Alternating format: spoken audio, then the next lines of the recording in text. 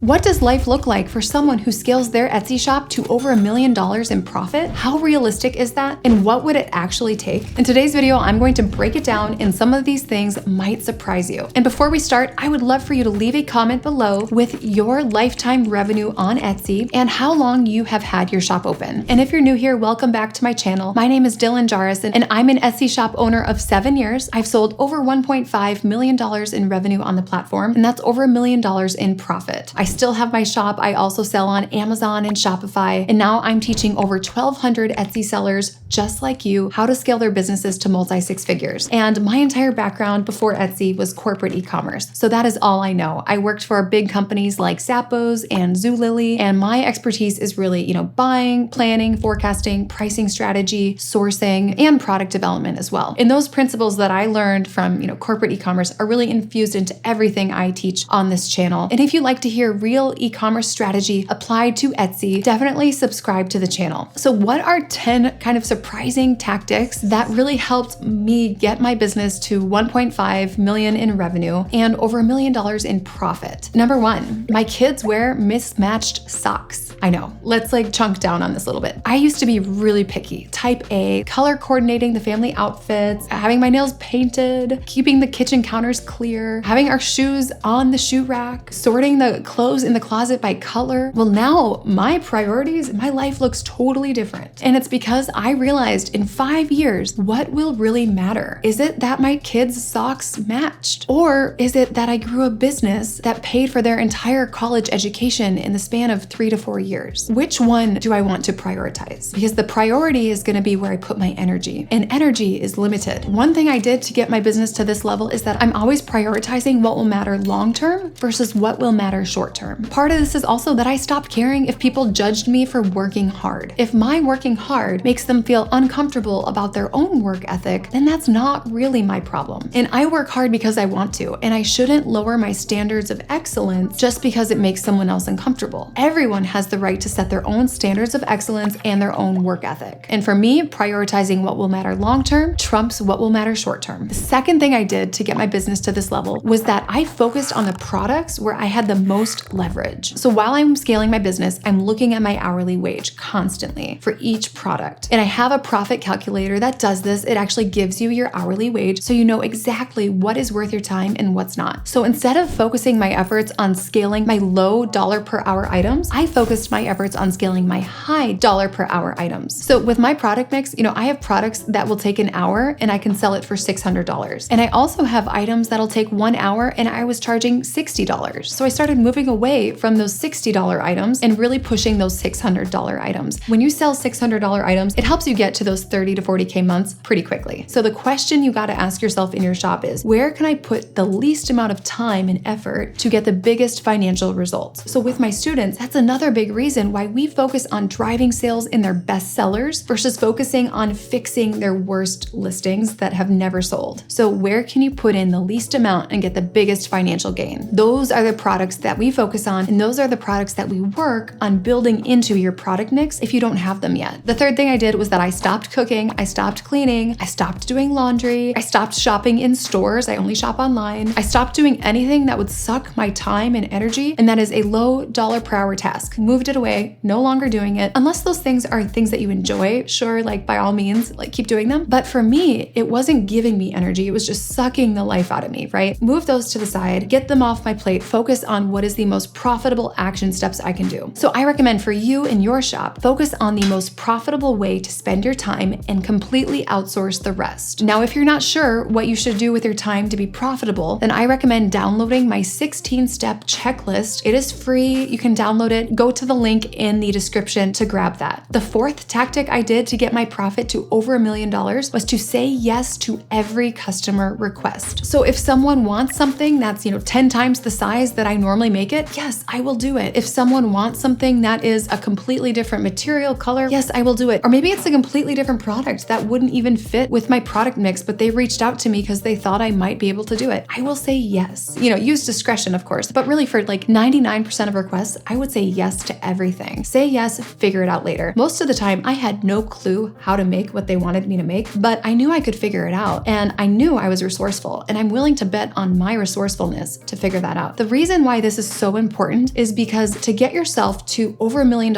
in profit, you cannot rely on your own ideas. So I recommend getting your winning product ideas right from the source, right from the customer. And over half of my listings now are from customers who asked me to do something and I just said yes. And then I turn it into a listing. And you do that because when someone asks you to do something, there's likely, 20 people behind them who just didn't take the time to reach out and ask. The fact that someone asks you to do something, it either means they couldn't find it or it wasn't in the way that they wanted it. Take it as an opportunity. That's just one sale with probably at least about 20 sales behind it. So in your first 100 sales on Etsy, it's likely going to be from products that you put into your shop. You're not going to be getting a ton of requests in your first 100 sales, but as you gain momentum, you'll start to get more and more requests. And that's when you say yes to everything, and it's just going to scale you so much faster. And you're going to end up with hundreds of listings of things that people actually want instead of just things that you think people might want. Now, if you're not willing to say yes and figure it out later, you're probably not going to make $1 million on Etsy because you're relying on just your own ideas and assumptions of what people might want. The fifth thing you want to do is planning and forecasting. You really need to reverse engineer your success. To get over $1 million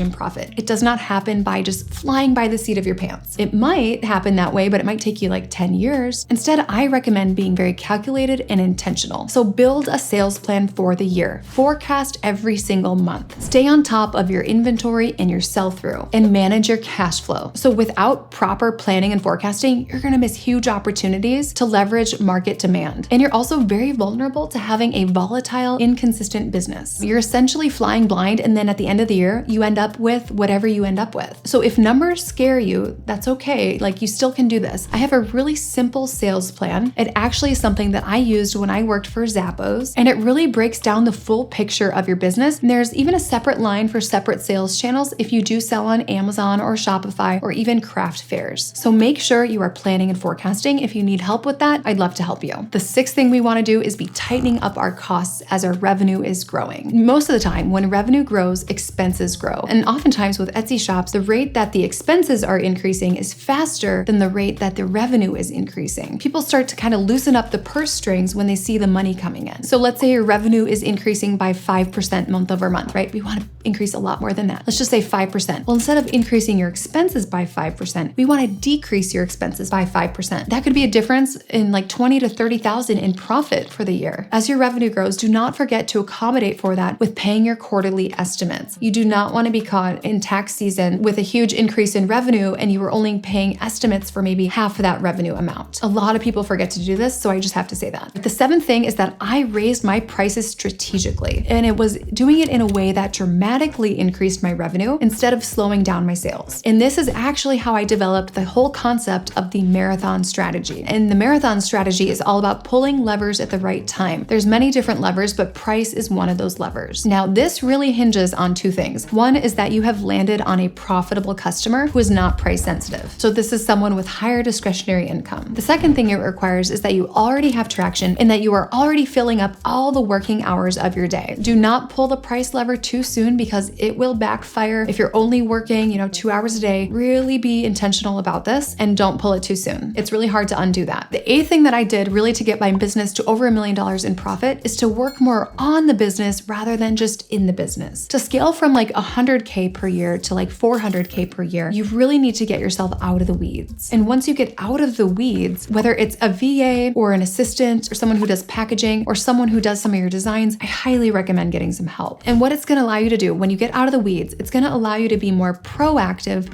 than reactive. When you're being proactive, you're driving sales. When you're being reactive, you're chasing sales. And these are totally different strategies with totally different results. I don't recommend trying to get to $1 million without anyone else helping you in your business. It's just a much harder road than it would need to otherwise be. The ninth thing is that I threw niches completely out the window and I focused instead on customers. Customers and niches are completely different. You hear all this stuff like pick a niche down, most profitable niches. There are a wide range of customer types within a single niche. We want to sell to profitable customers, not just a general niche. So those customers are people who they don't know what a box of cereal costs, right? Maybe they don't even do their own grocery shopping. Maybe they get it delivered. hard. And this person values time more than money, and they will pay for good service and a good experience. So when my competitors in the same product arena are seeing decreases year over year, I'm actually seeing increases year over year. It's the same type of product, but we're targeting different customers